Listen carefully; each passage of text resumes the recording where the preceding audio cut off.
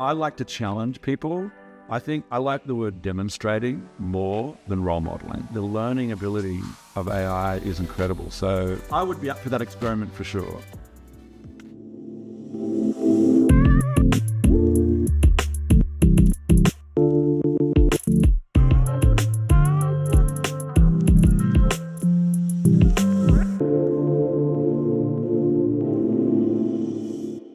Wanted to have you on, Peter, because I know that you're almost like a secret weapon for a lot of founders throughout the years. And, whether people realize it or not, companies are built with teams. And in those teams, there's always these like people in the background that are almost like, I'd call them like faceless, where you don't see them, but they're building the whole company. And there's a psychological component to building the company. And, you were an executive coach for me in the past and for a lot of really powerful Silicon Valley entrepreneurs. And I really wanted to get someone on the podcast because our podcast is for founders. It's for executives building companies. And I don't think these founders and a lot of executives realize how important it is to have someone in your corner to like bounce ideas off of. So thank you for being on and thank you for doing this. But maybe we could start like backtrack a little bit. Like, how does one become an executive coach? And like, how does one even get into that? Because it's such a bespoke, unique like skill set. How do you get there? And let's talk about like your path to that. Gosh, I think I know a lot of coaches and there's a lot of pathways. One pathway that is not mine is being a therapist. So my experience personally has been starting and building businesses, having a family business that I was in as a kid. So sort of studying accounting and economics originally at university, just all of the sort of mechanics of how a business machine runs, I think is one of those things that slowly got through my actual life experience. So when I sit with founders, there's piece that some people just don't have, which is understanding a business. I think I remember talking with you, for example, early on about cash flow and understanding cash flow and just the fundamentals of that. And so business mechanics, just experience there is one. I have founded 2 businesses and 3 nonprofits. 2 of those nonprofits are still going and 2 of those businesses are still going. So there's that. My original career actually was a teacher. I was in Japan living and I was an ESL teacher working in an American university. And when I went back to Australia, I worked with academic students getting prepared for master's and PhD degrees in English. So I've had a lot of different jobs in tertiary institutions, some entrepreneurship myself, and some business foundation. And I think when I moved here in 1990, can you believe that? 30 years next year, I had to do a lot of adapting to the way business works in the United States. But what I found within a year of being here, people started asking me to talk to them about either their lives, their businesses, their teams. I just had a lot of inbound. I mean, it's been that way most of my life. And so really, I think the other secret is honestly not being formulaic, but engaging people right where they are. Like really trying. So I do a lot of listening to try to really get where someone is before I'm really, jumping in and offering coaching and advice. The other thing about executive coaching is I've been a coach now for 20 something years, and it was called business consulting when I started. And I watched it change. And I watched a lot of people focus very much on the feelings and inner state of the leader, which I think is a component for sure of coaching. And sidebar, I've worked with many VCs who, when they fund a company, they'll say, we're paying for you to get a therapist, an executive coach, a this, a that. Get the right team or scaffolding around you to be successful. Don't wait a year and then think, just get those folks, get your team around, get a business coach as well. If the executive coach doesn't have business experience.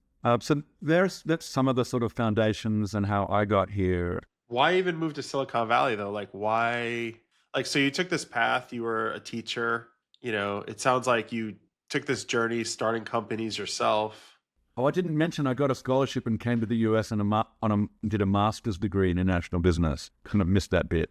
So East Coast, international business degree, moved to the West Coast, and was ready to go to help people. So yeah, kind of fundamental thing I missed. why even move here? Like, and what part did you move to originally? Was it the East Coast, the East West Coast, Coast? yeah. Why did I move to California? California is the most populous state in the country. There's so much going on here. Very attracted to venture, and particularly, I see founders in a way, and people are creating something. They've got an idea. They're trying to turn that idea into something, whether it's on a piece of paper they're drawing, or they're painting something, or they're sculpting something, artist reference. Well, what it is, bringing something out of something and turning it into a business idea is an incredibly creative process. And not everybody has all the elements, right? You found in a partnership with a co-founder, you and your co-founder, when we worked together for 4 or 5 years, had a really good synergy together. There was compliments. And that's a really important part in finding a co-founder that complements you, not just someone who agrees with you. Yeah. Got it. So you actually wanted to come here because you liked startups. There's something about being here. Like, did you read articles? No, Like, I guess I didn't actually start in startups. I just started general coaching, put up my banner and etc. Meanwhile, started a couple of businesses and all that. I would say the coaching then was more on the side. In 2000, I don't know when it was, 12 or so years ago, a friend of mine recommended that I join the Stanford Business School, the GSB T Group program, facilitators for GSB students, business school students. And the program there at Stanford has a lot of renown for being effective over many, many decades. Alum at Stanford give feedback that it's often the most effective program, and it's an EQ, communications, but understanding the nuances of communication and who you are communicating and upgrading your own skills. So I went and joined that program and have been facilitating in that program on and off the last 10 or so years. And then Leaders in Tech, which is an offshoot of that, I work as a full-time faculty member with Leaders in, well, full-time means when you're facilitating. I love doing that. I love working closely with leaders there. And I would say that my venture into venture probably started about 12 years ago. I was more coaching people in Fortune 500 and 100 companies before that. And so the real attraction came through that route, and seeing the unique problems of startup founders completely differently to the problems and challenges of Fortune 100 execs. Business pace, for example, is completely different. And fell in love then with, I would say, the journey that founders are on is an intense journey. And, it's not an easy ride. And so understanding long hours and the continual context switching that leaders go through, and learning to get agile with context switching, and then learning how to be aware of where you're not strong and being able to own that, right? Yeah, that's a really important. So my journey started really there with Stanford Business School connection and flip into Silicon Valley focus. I know a couple of coaches also outside of, and they go through these like boot camps to become a coach. They have like coaching boot camps. You did you do that, or you just kind of jumped into it and learned it as you went? I was actually, in 2001, I was invited to set up an executive coaching program in England and advised them on that, because I was already coaching and they were starting. So I would say I have facilitated some boot camp-like events, but I never went through anything, because I was really in the founding of the executive coaching industry, which, by the way, I think is about to face its own crisis with how AI, AI is certainly already being used in therapy situations. I was talking with a CEO client of mine this morning about this, and he said, yeah, but not at our level, because I need to be able to look you in the eyes, see how you breathe, have those long pauses where we're both contemplating something. That's what I need. So that's an interesting little angle too we haven't discussed yet, but I often just wonder about, that change and how that's going to affect our industry. And there is a change happening. Like in this company that I'm running now, I don't have an executive coach, but I run into some hard situations, and I will I'm like, how do I write this email? And you're right, like it will, like one of these LLMs like ChatGPT or Perplexity or Anthropic will actually give you a nice way to phrase things when you're emotional and you have that moment. So, but there is always that human aspect too, which I think is you miss that with like AI. But I would say this, Daniel, like just from our work together over the years, I think that's right, that getting that kind of support using AI is a really low-hanging fruit. I think running through the talk track and hearing your tone, I think AI will get there for sure. But I think there's something about, I've been in those rooms when humans have delivered. How are you going to deliver it? Hey, this is what I'm seeing. Stop reading your notes and look at the people, or whatever those nuances are.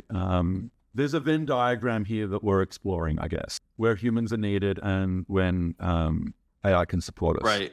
When you think back at coaching, we worked together, I think about 4 years or 4 to 5 years. I don't remember how long before you exited and had a successful exit. What did you find useful in coaching? What did you find useful? For me, I mean, there are a lot of aspects of coaching that are useful. Like one is mapping out how to deal with hard situations. There's the emotional roller coaster of dealing with different personalities. There's goals that you're trying to achieve, whether they're business goals or personal goals. Like, how do you reach those? I also think just talking through things with someone on the business side is really just you're kind of just it's a sounding board. Um, you know, I haven't worked with that many executive coaches, so I don't know like the different dynamics and different other types of like dynamics in coaching. Some of them may have strong opinions, but I think the way that you operate is very much like a sounding board where you talk through an idea to try to get to a resolution, but it's not so opinionated from the other side. So it's not like, the executive coach has an agenda per se to make their own, change in the company, unless there was something that you felt strongly like could damage anything. And you're like, hey, this could damage your personal career, or this could damage your, if you yell at somebody, you walk me through the different scenarios or those sorts of things. And I think that was really, really valuable. So for me, there were a lot of different aspects to executive coaching. I do think, going through therapy or executive coaching, which I've done both, therapy is very personal and there's nothing really business related. Executive coaching was very focused on your personal career and like your work. So like we would get it, you get into the nitty gritty of a company. You talk through, do we do this? Do we do that? Like, what does the revenue look like? You don't really talk about that with a therapist. And that's like the distinction for me. It's like way more business focused with the personal side, like business, you know, that sort of thing. So, I mean, for me, that's where I got a lot of advice and help from you in like getting executive coaching. The other thing I think is, um, some schools will teach not to give advice, and that's counter to my instinct. I think of leaders as adults and able to hear advice and then calibrate it for themselves and work out which of all the advice I get is going to influence me to make a decision. I think as a coach, if I see something and I don't say it and it's in the advice category, I'm failing my client if I don't say, look, hey, I've got some advice here, take it or leave it, but this is what I would do and why. And this is why I wouldn't do that and why. What I think partly you want that with executives, their ability to actually to speak up and say things and argue their point and be comfortable to be shot down or disagreed with. That I think back to where you started building teams, building a team, ideally people talk freely and bring their ideas, right? And so one of the things about building a team is helping people remove the barriers of expressing themselves in a group environment when they may or may not be 100% correct and getting How comfortable. do you foster that type of environment? I mean, I have a lot of ideas in my head, but like, what are the mental models that you see? Is it like the leader? Is it the founder? Is it like a process? Is there like something that you've seen work over and over again, like just in all your history in coaching? It's all of those things that you said. Look, leadership always starts with role modeling. And if I say something but I don't behave the way I say, we're all smart. People see that, right? So there has to be congruence. And that's why the hiring process, when you're a founder, those first few hires really matter for matching both ability and the way you want to run your company. And, I can remember back, when we had a lot of in-person meetings, just the simple thing of coaching a founder to not be on their phone in a meeting physically, like be present to the meeting. I mean, obviously that sounds so basic now, but some people don't have awareness of etiquette, protocol, what have you. So I think you build it, you build the culture of what you want.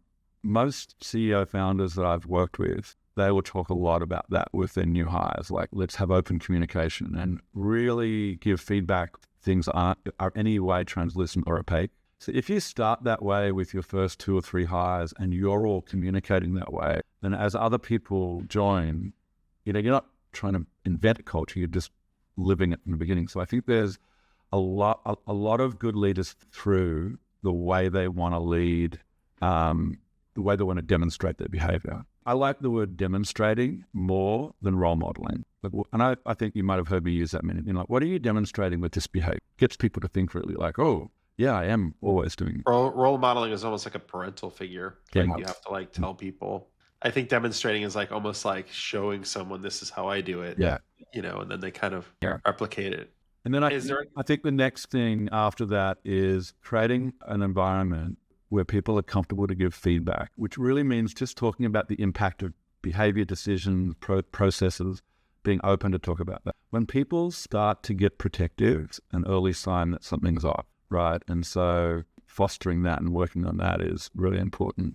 What are some signs or things that are, I'd say, bad behavior that a founder or an executive could do? What have you seen from all the companies that you've just seen as over and over again that could corrupt a culture? What is that? I worked with this last year a guy who was in his 50s, 5-time founder, debating if he had one more in him, just like a serial founder from when he was in his 20s, before this was even a popular thing to do, right? And I asked him that question. I said, if I could give one bit of advice, and he said, oh, it's easy. It's all about the people. All about the people. You got to get the right people, choose the right people, get the right. If you understand how to bring people together and get them working on the right things in the same way, like in the same aligned way kind of thing, you'll be successful. And I thought that was very, because most people would probably say, get your product right, or obviously if you don't have a product, you can't go to market. But yeah, in terms of scaling, the human factor matters. Got it. So hiring the right people, modeling or getting your core team around you, right? I think that is one of the missions of if there are 5 or 6 purposes of a CEO, one of them is hire their team, their exec team, manage the team, incentivize them, let them go when they're misaligned. That is one of the core motions. And I think the art of building a team, if people put attention on that, it would save people. I see people failing at Series D because of this, and boards removing people to go public to get to an IPO because someone's missing. They're missing stuff in this corner. So it does matter, but it's not the only thing that makes a business successful. Obviously, business mechanics matter, and some of the other things we're talking about. I've just been looking at your dynamic, how you guys are talking, and Peter, I just have to say this one thing. There's this certain calmness to your voice where it's actually delivering this point about what you're trying to say, right? And this is where I have a question. So is there a certain inflection point where a founder would have thinking, okay, so this is the right time to go talk to an executive coach? Is there an inflection point, or does it naturally happen? How does that work? I just started with someone who is just raised a Series B in aerospace. And he said to me when we started at my interview, I've tried 4 executive coaches. No one has added any value to me. So I'm very suspicious, right? And he really needed value in that first meeting. And anyway, I've been working with him now for a year and a half, 2 years. I was advised by his investor to meet with him. So there's a Series B example, a lot of investors that I work with will encourage first-time founders to get a coach. But I would say, look, I'm biased, but I would say a coach that has some business experience is really helpful when you're building a business in the beginning. So, and I would say within executive coaching, there is a whole range of different styles and abilities. And there are some people that will only hire an exec coach who was a founder of a business themselves. Right? So and then I think at different stages, different coaches, I work with CEOs up through Series D. I enjoy personally most pre-seed through B. Once a company gets to the B stage, they're off and running. And I think a different kind of coach is needed. So different needs at different points and different impetuses. Sometimes a co-founder will say, go get coaching. Sometimes they'll know themselves. Sometimes they'll be an investor. I think there's lots of different reasons. Harshit. Got it. Yeah, and just one more thing, kind of like a follow-up question here, right? So how do you know if the person that I'm talking to would be a right coach, and how do we even know that, like if I do need a coach? Because from what I've seen is, I actually had like, a very small startup which I've operated at a very tiny scale. And there were a couple of instances, in hiring, right? Like you say, it's all about the people. And when I did, go through problems, my mindset was, I am the only one who has the most amount of context in my situation. So I think I would be the right one to to take a step, and we just do what we do, and let's find out. Is this a wrong way of thinking, or how does this play out? I hope you're getting my question here. Maybe a little diluted, but yeah, just wanted to ask that. How I'm hearing it is there's an experimenting element in being a leader. And I think that is, especially early, I think that is really required. Like humans learn by making mistakes and correcting and ideating. That's how babies learn. That's how children learn. And so is that what's that sort of what you're saying is, am I catching that right? Yes. Yeah. Understood. So there is an episode of learning, and eventually you would always need a mentor. I mean, to be honest, I did have a mentor, the last 3 years as well, like an advisor and mentor, texting on WhatsApp.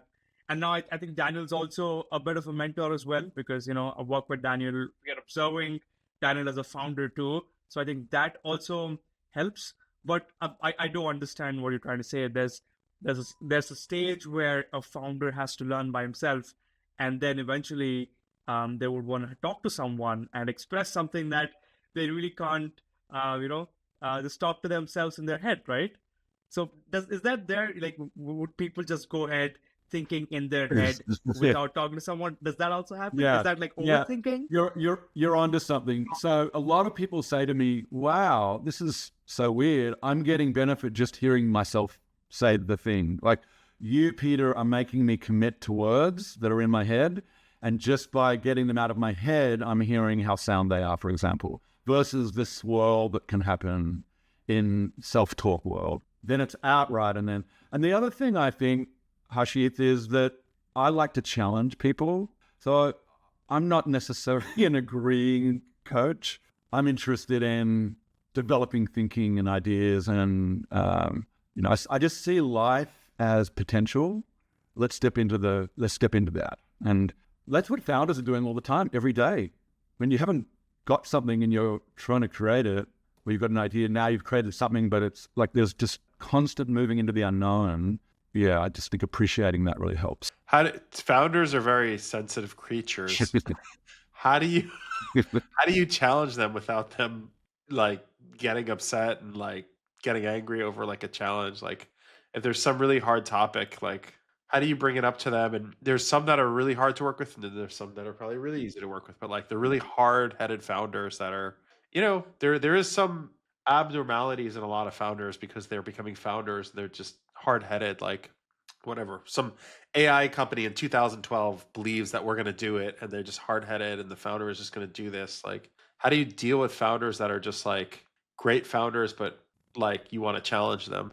They love being challenged. Actually, they actually value. There's a subset of leaders that if you don't challenge them, they won't respect you. And so those kinds of leaders are looking for team members who will comfortably and openly disagree, because that might be seen as. I think of how I usually do that, certainly in the beginning, Daniel, is I'll just ask for consent. Hey, Daniel, I actually want to kind of challenge your thinking there, and I want to kind of challenge you strongly. Are you up for that? And then I might say, but before we do that, how are you with being challenged? Is that a kind of coaching mode that works for you? It's certainly one that I like offering, and this is why. And then you might be like, bring it on, And then my experience is when people see, and you touched on it earlier, I don't have an agenda except for them to grow and be better. That once they've been challenged a few times and it's worked, the comfort to be challenged when the really hard things goes up. It's like the corollary of that is when you get good advice from one of your executives, your willingness to listen to that next bit of advice is up because you've heard good quality advice. Then flip it the other way. Someone who's not offering good quality information or advice, it goes down. This is how influence kind of works. One of the ways influence works. I think just to add to what Daniel was saying, right, because founders are a little different. It's already, you already like 1% of the people, and now you are dealing with something. And what happens, when ego comes into play? Because I really think the best founders are a little cracked because you don't get to where you want to get to without having that sense of ego, thinking, okay, you know what? I am going to do it. I want to prove something to myself and to the world and just bring this out, right? And how do you, play around with that when you're talking to the founder? Because what if they say, okay, you know what? Why should I just listen to you? What if they're like that? Did that happen to you in a session? I've never had someone say, why should I listen to you? I've had people challenge me with A, I just don't have enough context. Or B, I don't have enough data, right? So there's situations like that. But no, I think I don't know, I've never had that before, that someone didn't want to hear. I guess if someone was how what you're talking about does show up is just general defensiveness, or a look like someone might shut down or be less interested. And I'll just ask them, did I just say something, or did something happen that caused you to go inside? Or, you got to remember, as a coach, I'm a partner to the person I'm working with. I'm not there only to challenge. And once there's chemistry in an initial conversation or two, and we agree to work together, the contract is I'm beside you. So any confronting is done in partnership, because there is no other reason. If I'm an executive confronting, I might have an agenda. But as a coach, if I'm confronting, it's to make you better. And I think people know that very quickly. So there's a different way those kinds of disagreements or things are held. A lot of people will get on a call with me and say, "Oh, it's so nice just to be in a neutral space. I'm just going to breathe this in. I'm not wanting anything from someone." So I think that's really important too. Are there any specific traits that you've seen from successful founders? Sounds like combativeness with you, and you sounds like you handle that really well, but it's like a unique way of you're handling it. What are other traits that make a good founder that you feel like, oh, this person might make it? I mean, for me, most founders fail, right? It falls apart. Everything, falls apart on them. But what are the traits that you see that you're betting on this person? I will say one flag I have is when someone hires a lot of their friends. A lot of early first-time founders going into hey, let's all do this together. And I've worked with a few founding teams where peeling off people who weren't really appropriate for roles, or moving people around and, understanding that. So that's sort of one of at the other end. I think some of the traits, there's obviously hunger, hunger for the thing that they're inventing, right? And so if someone's inventing a product because they just want to be rich versus there's something they care about, a problem they're trying to solve, that's a difference. So I think having a person or people, one or two people around you who share the idea, or you can bounce ideas off with and end up being going in the direction of a co-founding kind of role. Or I think the ability to see those 2 or 3 people around you and identify them early is, usually when I come along, there's 2 or 3 people there, that is crucial. Like either knowing I can do it alone and really knowing I've done it before, I know I can do it alone, or I need these compliments. I think that honesty is really important. Obviously the hunger. And then, there's just that extra mile thing that, when you hire a really great exec, I worked with the CEO a couple of years ago, and he hired a new CFO, and the CFO started taking meetings 5 weeks before their start date because they wanted to land on the ground ready. And I think there's that sort of preparedness and hunger and focus that I see in early stage founders. There's a commonality in that. Fearless isn't the right word, but maybe boldness or brazen. Let's be willing to just ask anyone questions, get on anyone's calendar, ask to meet any investor, the willingness to just put yourself out there. There's a phrase that I like: the only person who knows how far they can go is the person who's gone too far. That you don't know what your limit is in any particular avenue until you've pushed into it. And I think a lot of successful founders have in common some trait in there about they don't see barriers, they just see the thing that others see as barriers as just a factor on the journey, not an obstacle. And so I think there's some of the factors there: identifying people, having hunger, clear product, ability to network. For either of you two, are there any sort of traits that you see that I've missed that are like, and you're both founders?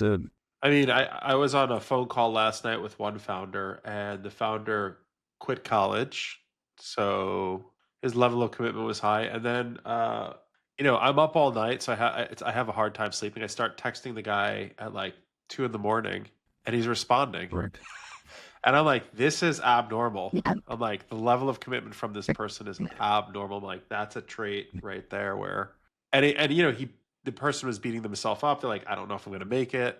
There's a lot of like doubt, but just their behavior was way different than what they were thinking. And I'm like, oh, they're all in. Like they're not going to give up until something happens. Yeah. So for me, I'm like those are traits for me that like show a successful founder who's going to make it. Like, I don't know, Harshith, what do you think? I think on the same line, right? So, when I was talking to a lot of people in Toronto, when I was in Toronto, I had the small startup community, and what I've noticed was there was a certain paranoia for them of not being able, to achieve their full potential. And I've seen that's what drove them to do what they did. And I don't know if it's like a good thing, a bad thing, or is it just a trait? Because every time when I speak to them, they're like, okay, you know what? I have to do this, and there is no reason to it. Is there reasoning behind this? Because I don't know. I feel it's such a vague thing to ask. So what do you think there, Peter? Talking to so many people. Firstly, I love that. I love Toronto, great city. A lot of entrepreneurs coming out of Toronto. I think that expecting that there's an unreasonableness. Like when you think that whether or not you like Elon Musk, how audacious to want to go to Mars. There's an audacity that some founders have, and there's the unrelenting thing that you touched on, and then there's an unreasonableness that you're touching on, Harshith, that I think is a part of that. I think that's normal, that like, you're up to what? Okay, that sounds like a big problems to solve. I think a lot of founders see them just as adventures. It's not. There's a view that founders of startups have of the problems that they're solving that is a unique view. Unreasonable. I think reasonable is a good word. Got it. I think that you actually mentioned about growth, right? When you are in a session with the founder, you really want to bring that out in them, which is basically growth. You just want them to grow, right? And what are the KPIs for executive coaches? I mean, for KPIs for us as growth marketers, it's leads, sales, followers, and everything. So what are the KPIs? Are there any of those? I would say if someone wants to renew with me, that's a KPI. Sometimes there's budget in some companies for a limited time in a contract, but that would be one. I often will ask people like, hey, how's this going? You and me, can I do anything differently to make work better for you? People will often think about that and say no or yes, and we'll make an adaptation. I don't have this, but I hear of other coaches when someone starts missing meetings. I don't really have people do that, but that would be a KPI. Well, that would be a signal, I guess, more than a KPI. Yeah, and I think another one is often when people want me to meet their executives, can you do a half hour with all of my execs just to get some context and I want to bring you in closer, or some version of that. I think that's a good example of high trust, high effectiveness. But not all people want that, Hashi. So it just depends on the situation. I guess another question, shifting, like for failing companies, like how do you coach a founder? And this is like a darker subject. Like how do you coach a founder when their company is not doing so well? Like they might get fired or they might be out of money in 2 months or 5 months. Like, are there mental models to like survive those situations where you advise people and in the dark times of a company where, that those things happen, like, and were there nice turnarounds? You could kind of do it at a high level. It doesn't have to you don't have to get into details, like where you've seen these really horrible situations turn around. Well, I think, we've all just lived through, a VC funding, not for large checks. Through the last 3 years, there's been a lot less flow of capital. And so a lot of companies have gone through what you're talking about. And, as they say, when a check gets written and money's in the bank, everyone thinks the business is doing well. But when things are tight, you get to see if our business really is doing well or not, right? And when no one's going to write a check, because that's what's happening. And I think that tensions go up between executives. Hopefully people aren't blaming and they're looking for solutions. I think having gone through hard business times myself, the global financial crisis, 2008 to 2011 was really a very tight time to be in business. Was a good learning period for me. I think being compassionate and practical and honest are really important. So if you're not, hopefully you've built up enough honesty in the coaching sessions before there's tight and hard times, that when things are hard, there's no difference. I'm just being the same honest. I think being compassionate is really important, not as a pass. There's some of the factors I think that are, if you're not, you've got to be honest when things are hard. And so that requires the ability for executives to tell truths because there's business data here. And I saw a lot of businesses come through successfully. And I would say one of the things, just from my kind of coaching, is asking for financial data, looking at it, asking hard questions. And I don't know if other coaches even get access to that, but I think good coaches are looking at financial data as in partnership. One of the things, remember through COVID, there was a lot of headcount reductions, right?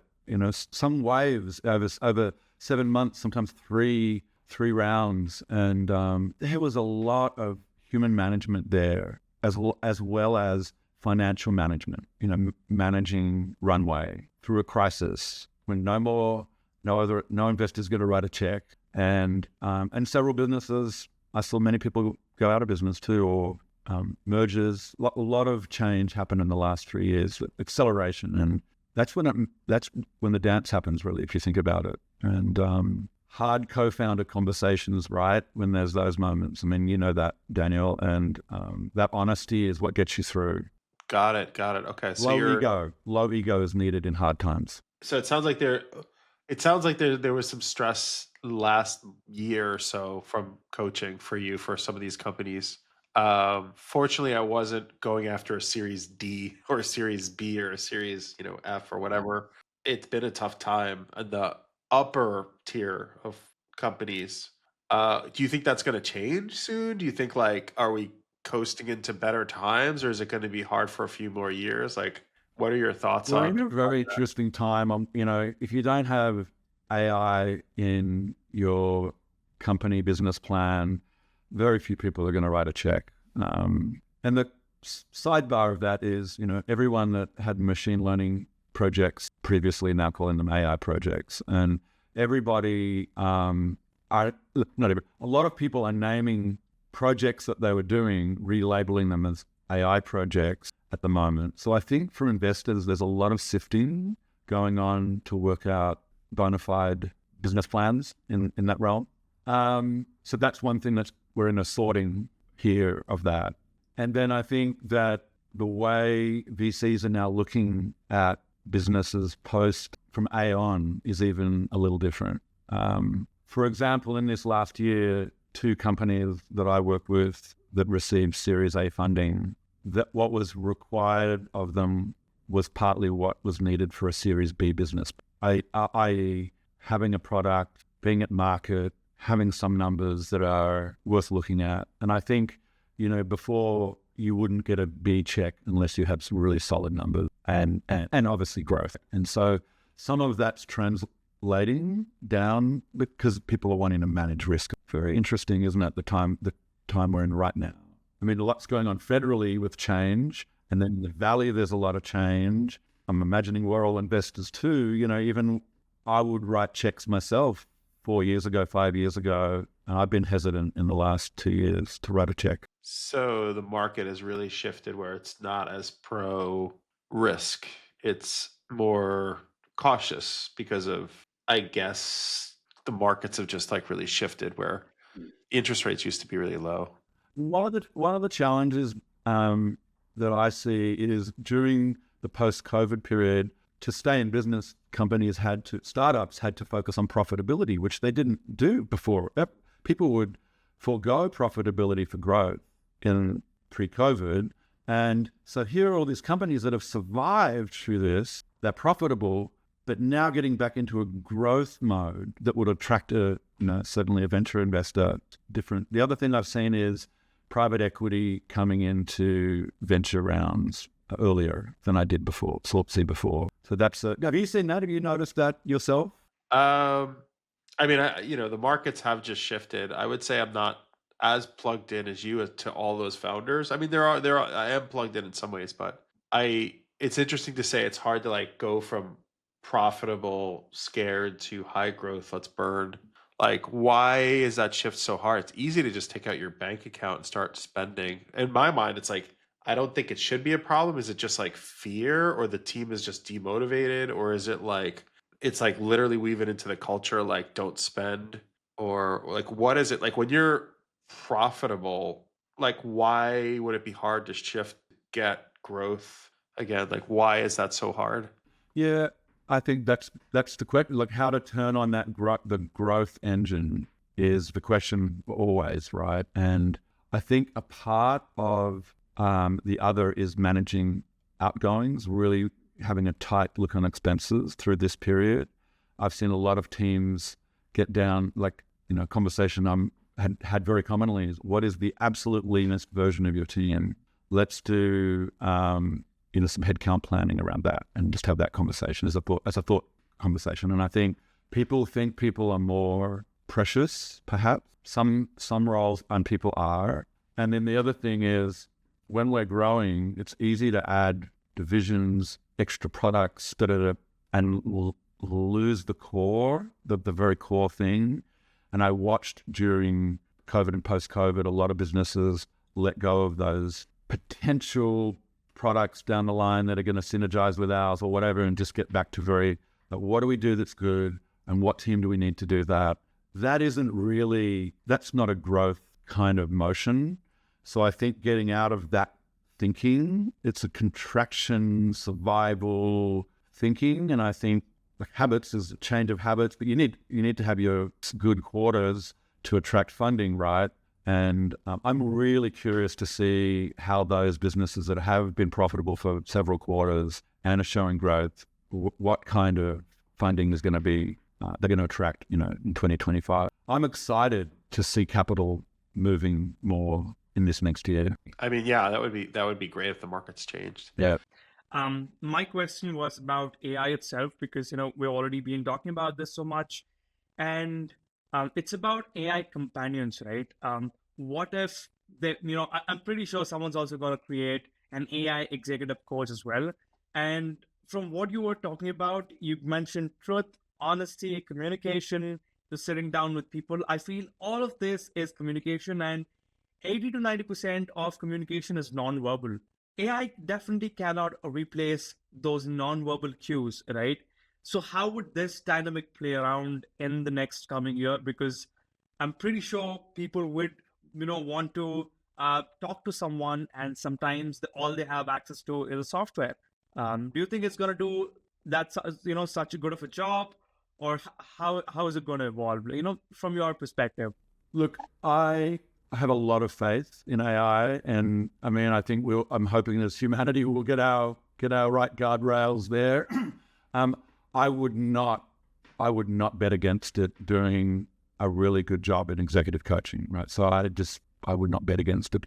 I would like to think that there's a role in the very delicate interpersonal stuff where human would still be invaluable. The learning ability of AI is incredible. So, we'll have avatar. You might even be able to put a me there, and I'll move and act and be, just like I am now. And I don't know about the body language things and the things like a pause. The timing of a pause, the length of a pause can be very powerful when someone's speaking about something. So, and eye contact and the way we use our eyes.